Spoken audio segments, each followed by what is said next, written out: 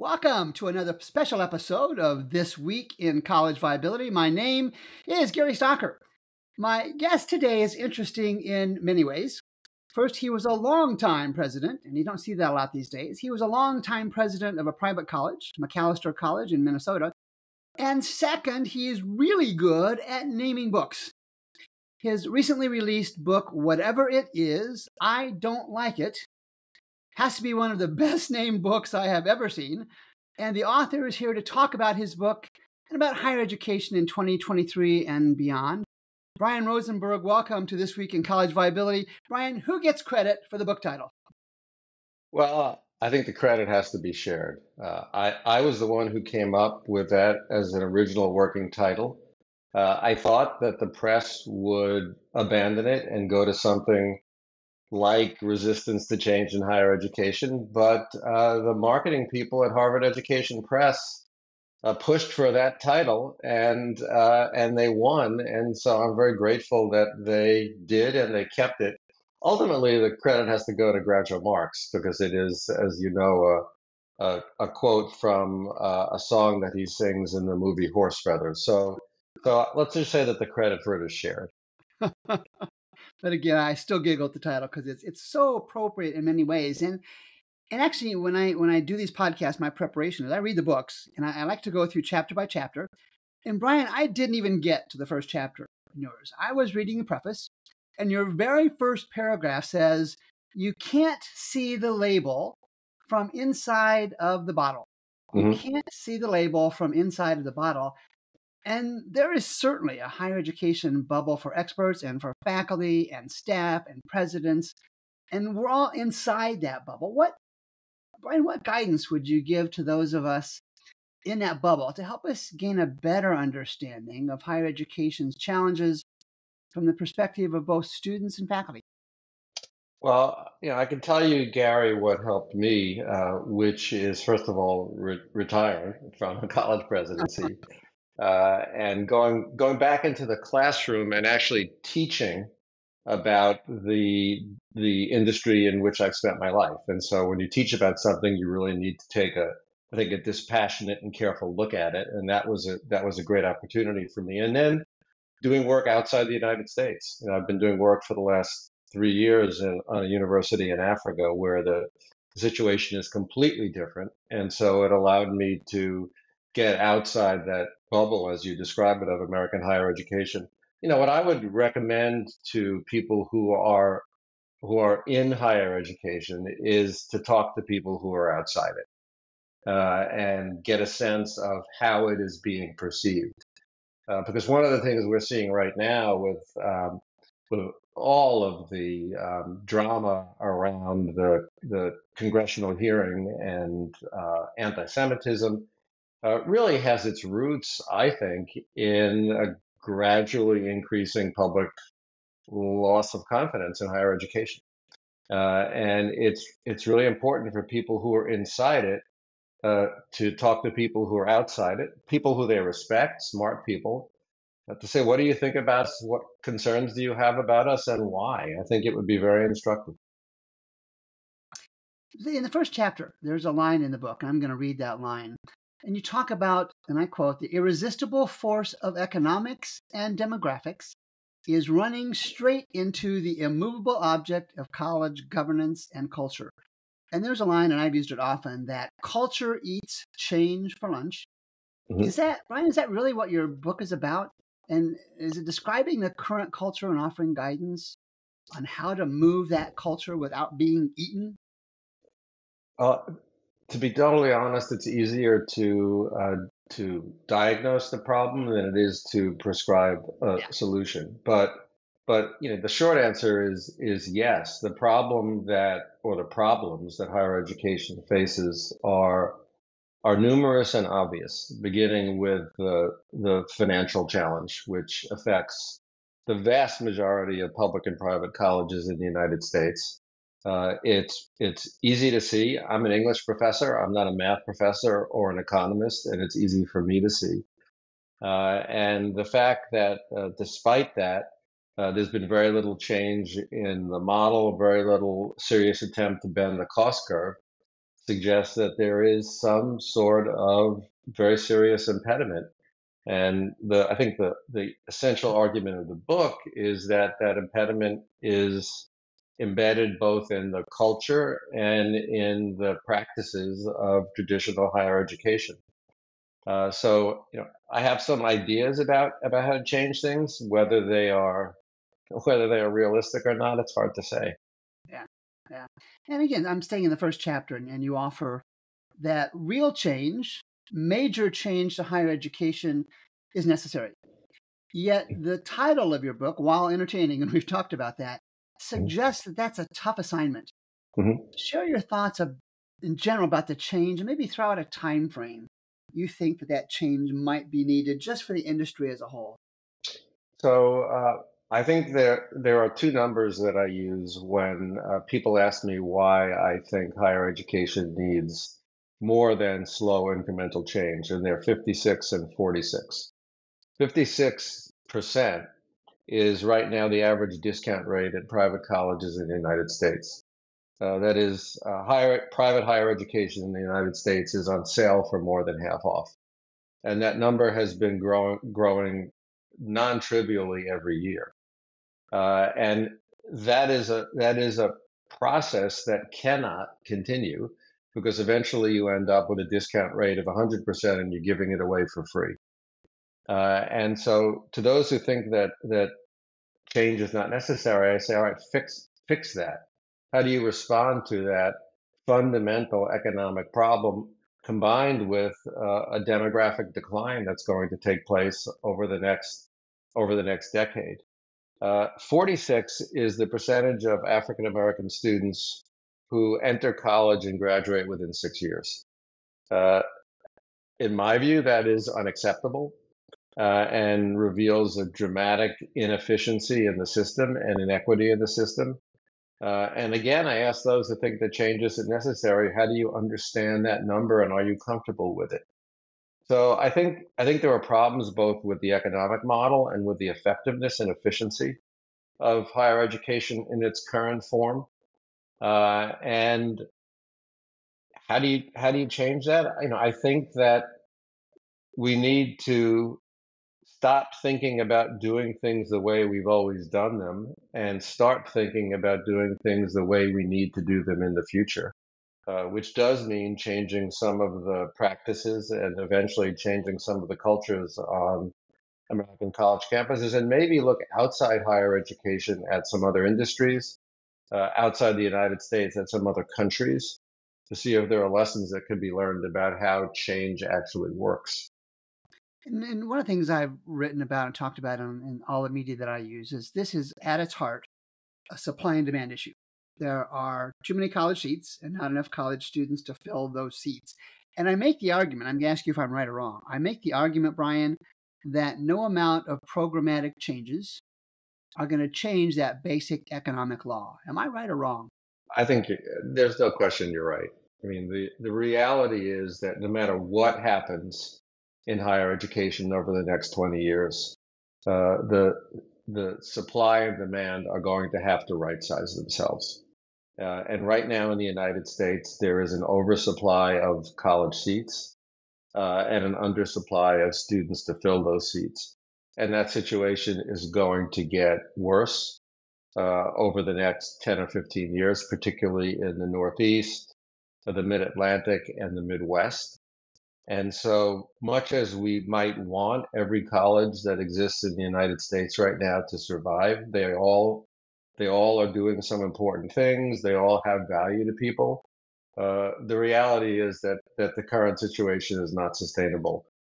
Colleges will close, and even if they do all of the right things, the size of the market and the economic demands of the market will lead to fewer colleges 10 and 20 years from now than exist right now. That's it. There's a law in economics that's called Stein's law, which simply says if it's impossible for something to continue, it won't. And I think that would be applicable to higher education right now. If it's impossible for the status quo to continue, it won't. As I read the book, and for those listening in on the podcast, Brian and I talked about this. I read the book in 3 days, 4 days, something like that. It may not fit the category of page turner, but it was just so well done. And Brian, the analogy that I kind of came up with is you were kind of wrote this like a physician. You had symptoms, and then you offered some treatments for the symptoms and diagnosing the disease. And one of the symptoms you talked about was the academic calendar. Mm-hmm. And you referenced that there is probably no other industry that makes such ineffective use of its physical plant than higher education. You also noted in that same section that college courses are typically taught only for about 30 out of the 52 weeks in a year. Now, those are both embedded cultural components to higher education. Based on your research, based on your experience, do you believe that those changes will be organic, or will there need to be some sort of cataclysmic financial sequence of events to get faculty to look at items like these? And this is a statement I think that doesn't just apply to higher education, but we have a tendency in the United States to wait until something is on the brink of collapse before we address it. You think about our healthcare system and our infrastructure, and unfortunately, I think that is likely to be the situation with higher education. I think there is lots of evidence already existing that a 3-year college degree and a more efficient and restricted calendar can work. The university in Africa that I'm working with, the African Leadership University, offers a bachelor's degree over 3 years by offering essentially three 15-week terms divided by 3-week breaks. And it saves students money. And it saves the opportunity cost of being out of the job market for another year.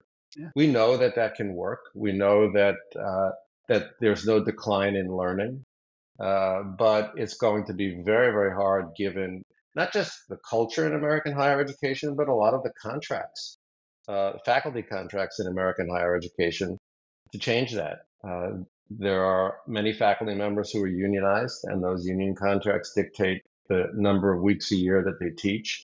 At Macalester, the faculty contract, even though it was paid out over 12 months, specified that they would teach for 9.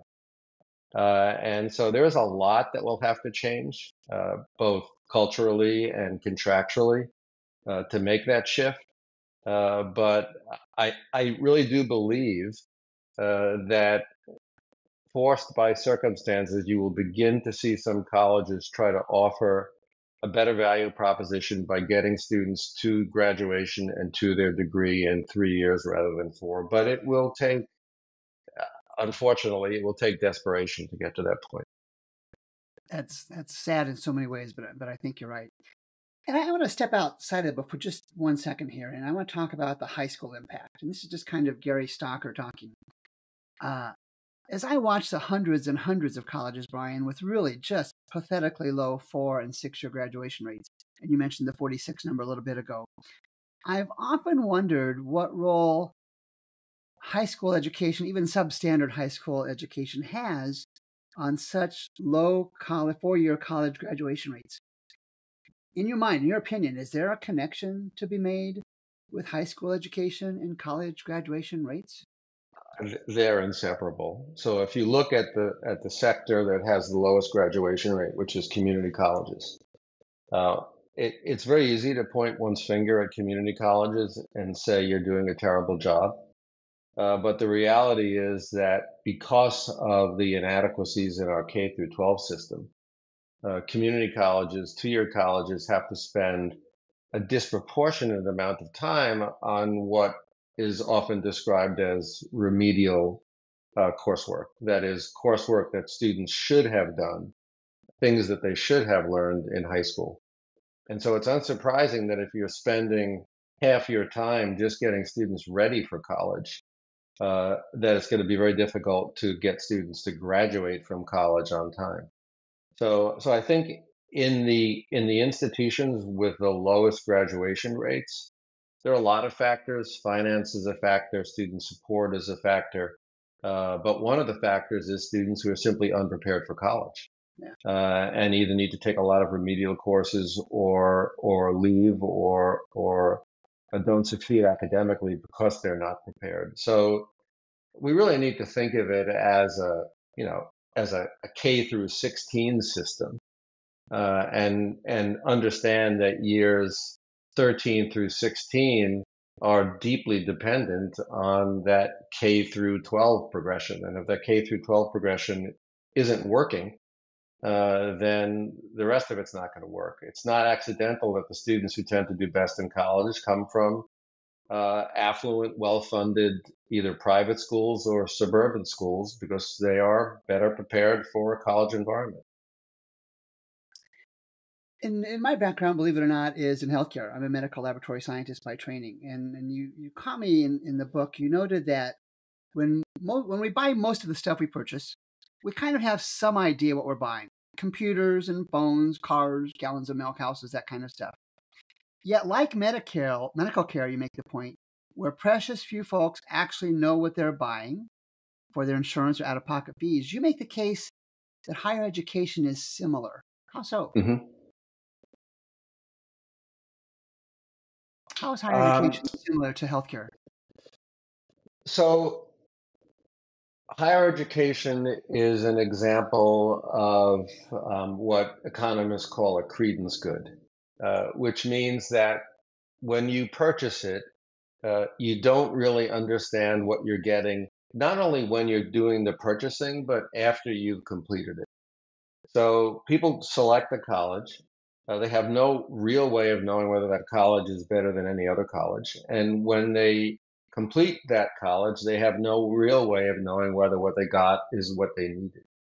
And with credence goods, what tends to happen is in the absence of the absence of firsthand knowledge, people tend to rely on things like rankings and the opinions of experts and on reputation.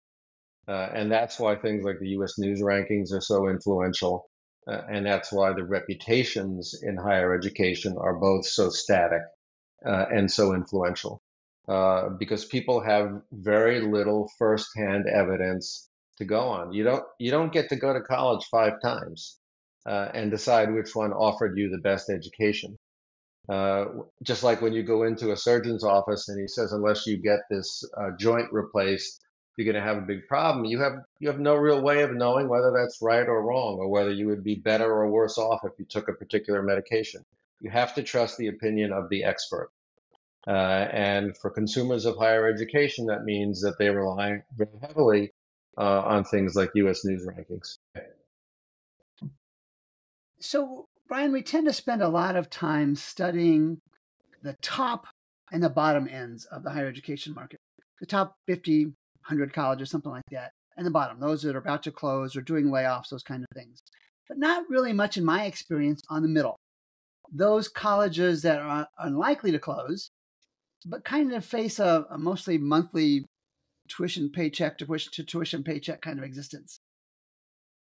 Do you believe that maybe those are the types of colleges and universities that will lead to change in areas like mergers and consolidations and scheduling and other things? They probably will have to be. The colleges at the top that you describe have the means to change, but not the incentive. The colleges at the bottom that you describe have the incentive to change, but not the means. That is, they know they need to change, but they just don't have the resources to try new things or to do more than simply cut to try to stay alive.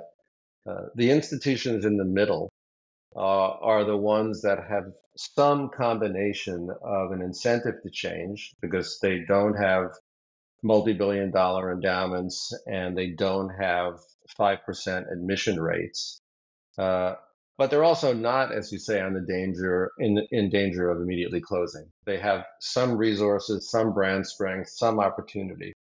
And so I think it's those institutions, the ones that know that they can't just keep running it back every year and be secure, but also have some opportunity, some resources, some energy to try something new. That's probably where you're most likely to see innovation come from within American higher education that is not at the very top, as you say, and not at the very bottom. And the good news is that the majority of institutions do fall into that middle category. And so of those hundreds and hundreds, hopefully there will be a few that decide that they want to try to do something other than what they're doing right now. I tell a story about Cardinal Stretch University, which you and I know closed up in Milwaukee earlier this year. I know it well. Yeah, and the story that I tell is that the week after, the president of Stretch, and the name escapes me, did an interview, and I think I saw it on YouTube or recorded somewhere, in which he effectively rationalized the closure. Right, and as I listened to it, I was a little distressed, but really as I stepped back and pondered that, the presidents of these colleges and their board members have that fiduciary responsibility to protect the best interests of the colleges. And that's exactly what the president of Cardinal Stretch and the others that have closed in the recent months and stuff are doing. But my question kind of moves away from that. There's a fiduciary for the colleges, the president, CFO, board members. Is there a fiduciary for students and faculty? And if not, should there be? Of course. I think that you have multiple responsibilities as the leader of an institution, and one of them is to protect the reputation and the financial stability of the institution. But ultimately, the institution exists to serve students, and the institution wants to be fair in its treatment of its employees. And so any decision has to be made with all of those groups in mind. And what we've seen in the closures of some colleges, and these are the ones that have been most poorly handled, is the blindsiding of students. Right. It's clearly not in the interest of a failing college to broadcast the fact that it is failing, because that will tend to accelerate the failure. Yep. But in prioritizing that, sometimes colleges have failed to prioritize the interests of the students who are blindsided, and the employees who are blindsided by the closure of an institution that may have been proclaiming up until the prior week that everything was just fine. Yeah. So it's a tough balancing act. I would never pretend that it is easy, but my experience is that it doesn't take a financial genius to look at the financial trajectory of an institution and understand that there's probably an endpoint ahead. And once you see that clearly, it's probably in the interest of everybody to begin to very honestly and visibly wind things down, rather than just have people show up one day and find the doors locked. Yeah. And I'm going to go back into the book and I want to read a quote. And this is one of the quotes that is entertaining. And the quote reads like this: Drew University, when looking for a new president, Drew University proclaimed that, in its job description, that the university seeks a bold visionary who is innovative, entrepreneurial, inspiring, and financially astute. Don't we all, you say? And in reality, you go on, most presidents are far from messianic, and it is not even clear if a Messiah could be transformational within most college and university settings. Now, Brian, I'm guessing your tongue was firmly embedded in your writing cheek when you wrote that. But what are the odds that higher education in general and college faculty in particular respond when higher education experts, and certainly you've got to be in that category, and you can define it any way you want. What are the odds that these higher education folks will respond when and I do this too, when we lovingly make fun and challenge the perspectives that they offer through statements like this? They don't love it. Is that from experience? Yeah. I get it. Nobody likes to have their worldview challenged. And one of the things I tried to do in the book was make it clear that I was, in my own career, in many ways as guilty of some of these things as the people working in higher education. When I was a faculty member, I would have would have defended to the death my right to tenure.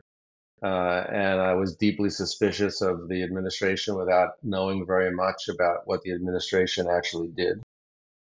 So I think an important part of critiquing something is humility, and not trying to argue that you are better or smarter than other people, but just that your experience and your vantage point has given you the gift of being able to look at some things in a way that is perhaps different from how you looked at them before. Uh, but um, but no, generally, I have found that it is pretty difficult for leaders in higher education to critique faculty without paying a pretty heavy price. And it's one of the reasons why it's easier for me to do it as an ex-president than as a sitting president. Fascinating in so many ways. And I've got just a couple questions left, but before I go there, you mentioned earlier in the podcast that you're doing some work with higher education in Africa. Would you mind sharing with the listeners what that's all about, what you're doing, the history behind that? Sure. There's a graduate of Macalester who I've known for a long time named Fred Swaniker, who has become one of the leading nonprofit entrepreneurs on the continent, and who believes that the key to Africa's future, and remember, Africa, the average age in Africa is 19. The average age in the United States is 38. It's got the fastest growing population in the world and the population that is most underserved by higher education. And his belief is that only if that can be changed can the trajectory of the continent be changed. And so he's founded a number of educational institutions, including the one I'm working with, the African Leadership University, which is now about 8 or 9 years old, with a main campus in Kigali in Rwanda. And the goal in designing this university is to try to provide a high quality education at scale, at a cost that at least some people in Africa can afford. So right now the tuition for a year at ALU is $3,000, not 30,000 and not 70,000. And the retention rates are very high, closer to what you'd expect to see at an elite American institution than what you see at most American institutions.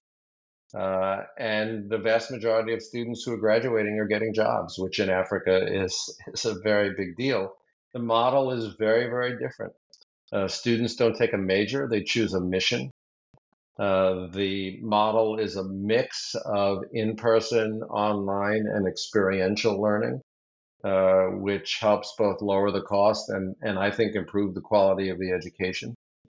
And it's an experimental work in progress that could never have taken place, I think, within an American context because it is just so different, and it faces so few of the impediments to change that I've described in American higher education.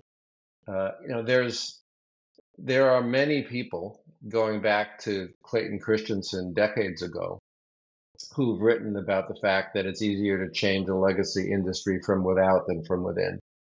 It was easier for Apple to disrupt IBM than it would have been for IBM to disrupt itself.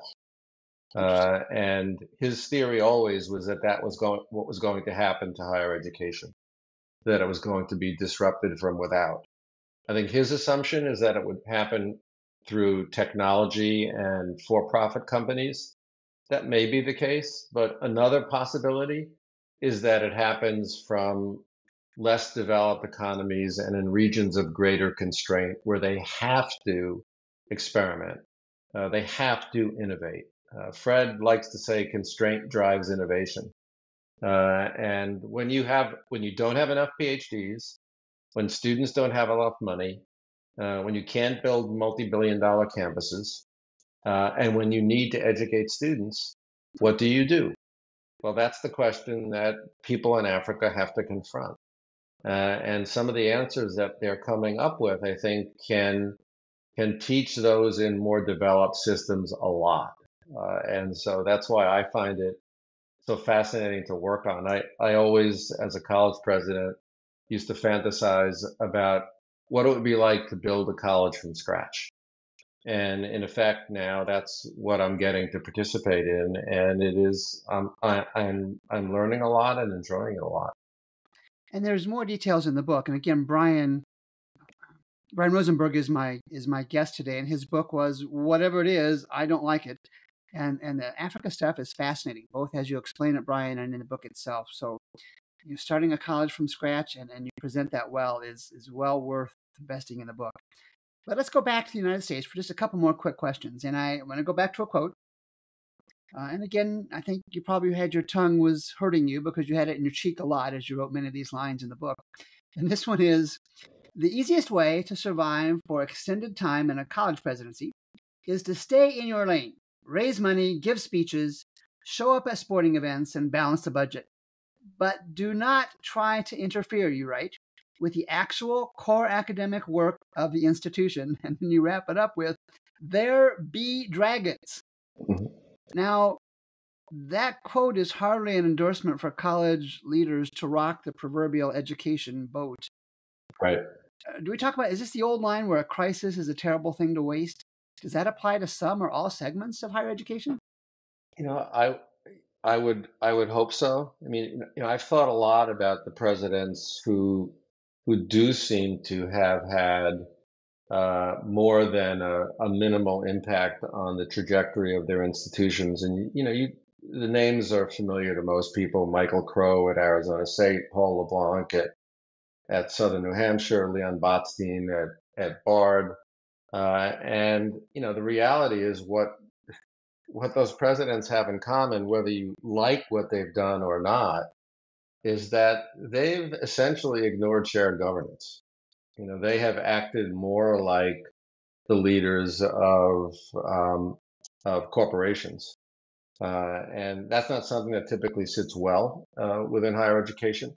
It's not something that's possible at most institutions, but for a variety of reasons, they've been placed at institutions where it was possible. But for most of us who are in those jobs, reality is that we have a lot less power than people think and a lot more constraints. At Macalester, according to the faculty handbook, the faculty had responsibility not just for the curriculum generally, but for things like the elimination of an academic program. An academic program could only be eliminated through a vote of the full faculty. Uh, that is not a recipe for change. And most college presidents step into situations in which they are surrounded by constraints of those kinds. And when you do try to push against them, the evidence suggests that it doesn't often go well. There is a reason why the average tenure of a college president has, over the past 10 or 15 years, dropped from about 8.5 years to fewer than 6 years. There's no one reason for it, but I think one of the reasons is the fact that there is this tension between the need for change and the resistance to change. Presidents push against it, and more often than not, they don't succeed, and they either leave voluntarily or they're forced out. Yeah, I think this happens so much. And just yesterday, Bradley University, just south of you in Peoria, announced their cutbacks, both the Mhm. programs and faculty. And I can't remember the date, but the faculty have already gone through their no confidence vote. Mhm. And the presidents are trying to make wise business decisions for better or for worse. And, you know, any business change, any change of the business model, and there's always going to be protests. This is America, I understand that, but it's almost formulaic in that you make a business change announcement, you know there are going to be protests, and that happens time after time again. And I've got just two more questions. And there was a chapter on disciplines, Brian, that Mhm. you talked about that faculty members are typically more loyal to their disciplines than they are to their institution. I look at that statement through the lens of a faltering private college. Mhm. In your experience and your observations, does a near college death experience tend to change the loyalties from department toward the college? It can. I think certainly, again, drawing upon McAllister's experience, many people don't know that even though McAllister right now is an affluent institution and highly selective, in the 1970s, it almost shut down because it had no money. And the faculty at that point banded together. The faculty voluntarily took an across the board 15% pay cut in order to preserve the jobs of their colleagues. And so clearly they were thinking institutionally. So it can happen through crisis. I think there are other less dangerous ways for it to happen. My experience is that institutions that build into their curriculum some kind of common experience in which all faculty participate tend to create different faculty cultures than ones that are entirely shaped by departments. I spent 5 years at Lawrence University as the chief academic officer. Lawrence has for more than a half century had what they call freshman humanities. All faculty, regardless of discipline, teach in that program. And I think it's created a sense of community and coherence within that faculty that I didn't necessarily see at Macalester. And I think the same is true at places like Columbia, where they have the core curriculum, and at the University of Chicago and a few other places.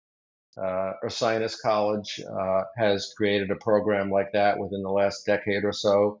And I've heard from people there that it's really brought the faculty together. So I think when faculty do things that take them outside their departments, it's more likely to create a culture of community within the college. When they remain entirely in their disciplines, that's less likely to happen. Yeah. And then finally, I'm going to read the question, then I'm going to ask you to apply it to some different stakeholders in higher education. And it's, of course, your chance to rise to the mountaintop and provide guidance to those listening to this podcast. And here's the question. If there's one tip or piece of guidance you want to give to each of these groups, what is it? If there's one tip or piece of guidance you want to give. College boards, what's the one piece of guidance you would give to college board of trustee members? Understand the difference between oversight and management, but be engaged.